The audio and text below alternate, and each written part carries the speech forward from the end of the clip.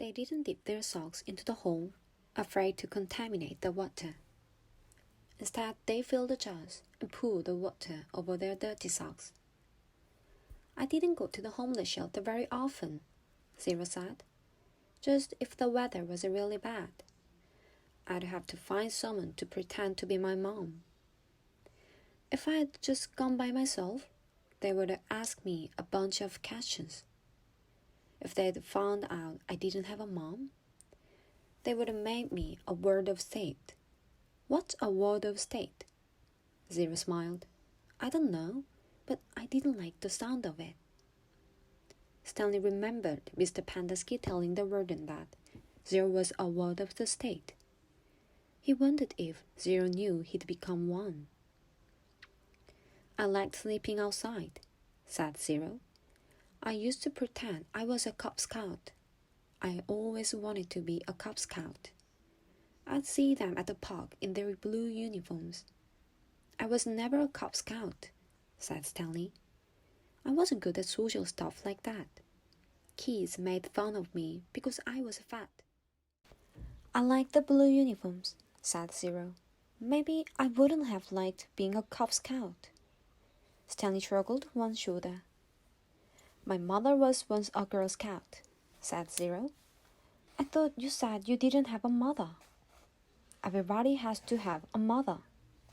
Well, yeah, I know that. She said she once won a prize for selling the most Girl Scout cookies, said Zero. She was real proud of that. Stanley peeled off another layer of his onion. We always took what we needed, Zero said. When I was little, I didn't even know it was stealing. I don't remember when I found out, but we just took what we needed, never more. So when I saw the shoes on display in the shelter, I just reached in the glass case and took them. Cloud Livingstone's shoes? Asked Stanley. I didn't know they were his. I just thought they were somebody's old shoes. It was better to take someone's old shoes, I thought, than steal a pair of new ones. I didn't know they were famous. There was a sign, but of course I couldn't read it. Then the next thing I know, everybody's making this big deal about how the shoes are missing. It was kind of funny in a way.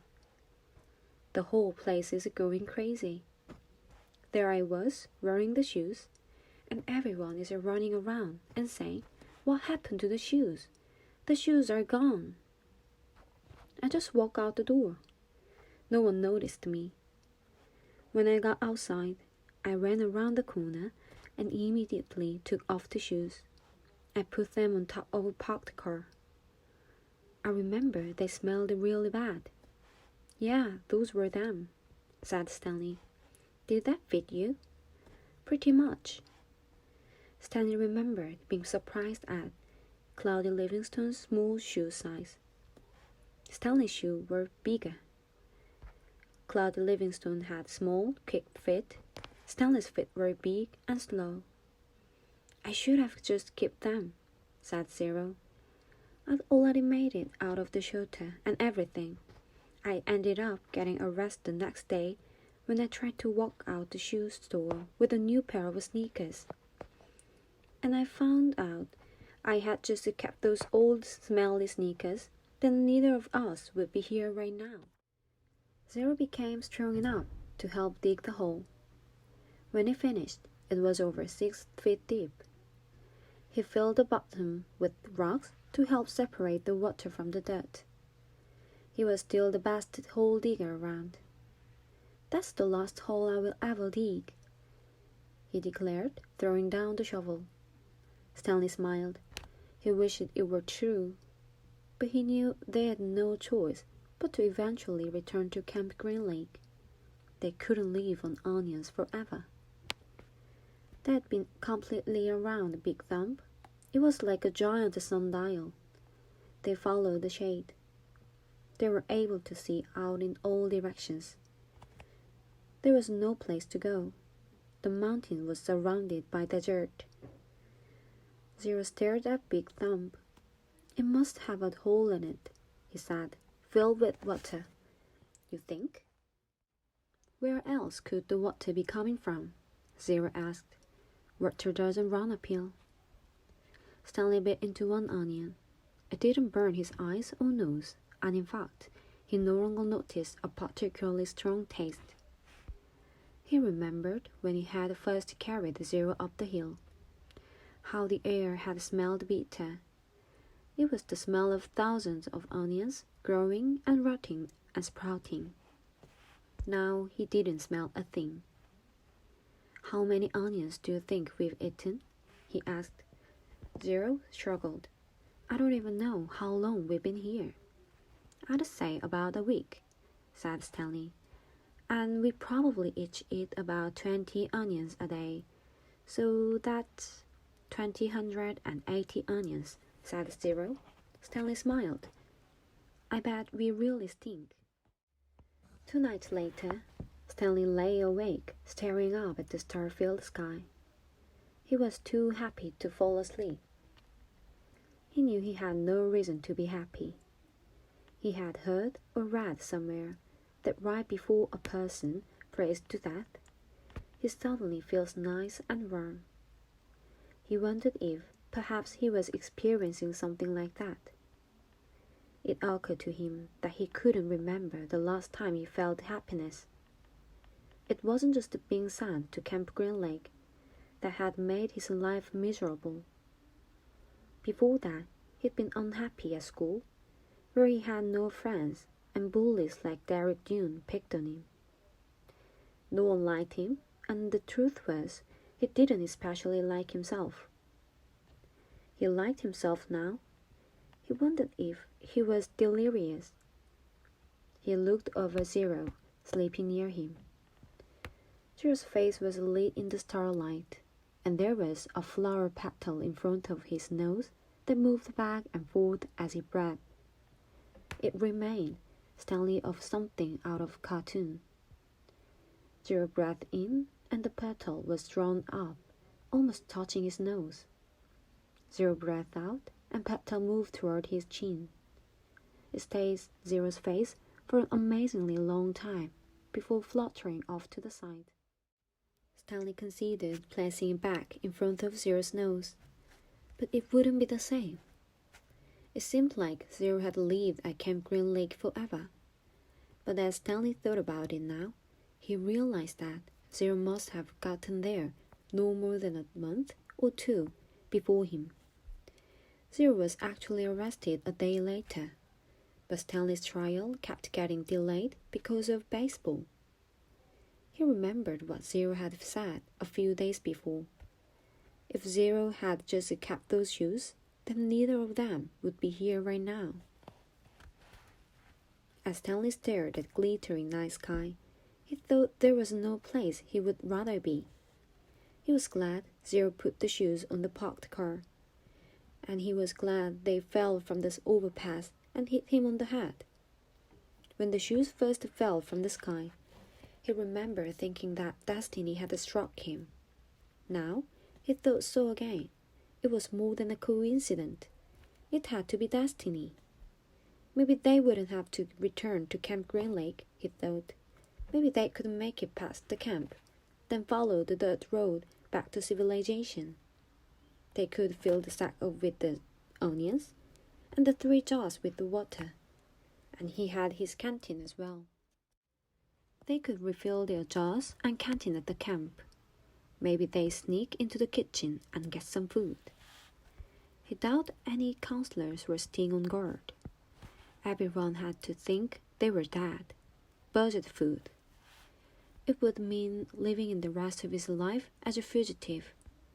The police would always be after him. At least he could call his parents and tell them he was still alive. But he couldn't go visit them, in case the police were watching the apartment. Although if everyone thought he was dead, they wouldn't bother to watch the apartment. He would have somehow get a new identity. Now I'm really thinking crazy, he thought. He wondered if a crazy person wonders if he was crazy. But even as he thought this, an even crazier idea kept popping into his head. He knew it was too crazy to even consider. Still, if he was going to be fugitive for the rest of his life, it would help some money, perhaps a treasure chest full of money. "You're crazy," he told himself. Besides, just because he found a lipstick container with KB on it, that didn't mean there was treasure buried there. It was crazy. It was all part of his crazy feeling of happiness. Or maybe it was destiny. He reached over and shook Zero's arm. "Hey, Zero," he whispered. "Huh?" Zero muttered. "Zero, wake up." "What?" Zero raised up his head. "What is it?" "You want to dig one more hole?" Stanley asked him. "We weren't always homeless," Zero said. "I remember a yellow room." "How old were you when you—" Stanley started to ask, but couldn't find the right words. "Moved out?" "I don't know.